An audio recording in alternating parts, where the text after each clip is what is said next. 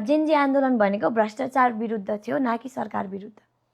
भ्रष्टाचारले त सरकारले नै संरक्षण गरिरहेको थियो। हो, त्यही संरक्षण नगर्नु। भुटानी शरणार्थी प्रकरणका मान्छे संरक्षण कसले गरिरहेको थियो? तपाईँ ललित निवास प्रकरणका मान्छेहरू कसले संरक्षण गरिरहेको थियो? गिरिबन्धु प्रकरणका मान्छेहरू कसले संरक्षण गरिरहेको थियो? वाइट बडी घोटालाका मान्छेहरू कसले संरक्षण गरिरहेको थियो? यी सबैको तपाईँ ओम्नीदेखि यतिसम्मको संरक्षण को गरिरहेको थियो? अनि त्यही कुराको त हामी प्रश्न उठाउन गएका हौँ नि।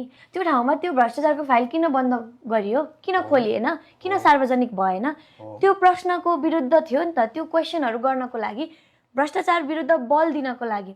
मैले भने नि, गलत भइरहेछ भने आफूले जसलाई आफन्त माने पनि, आफ्नो शीर्ष नेता माने पनि त्यो मान्छेको विरुद्ध उभिन सक्नुपर्छ।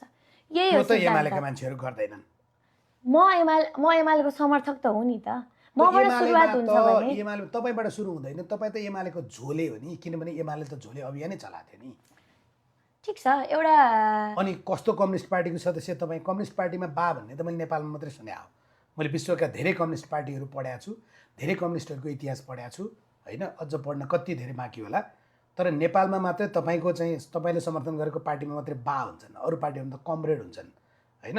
तपाईँ अहिले पनि चाइनामा जानुभयो भने उनीहरूले मिस्टर प्रेसिडेन्ट भन्छन् होइन, चेयरम्यान माओ भन्छन् होइन। यसरी बा भन्दैनन्। तपाईँहरूको पार्टी त खिचडी पार्टी हो।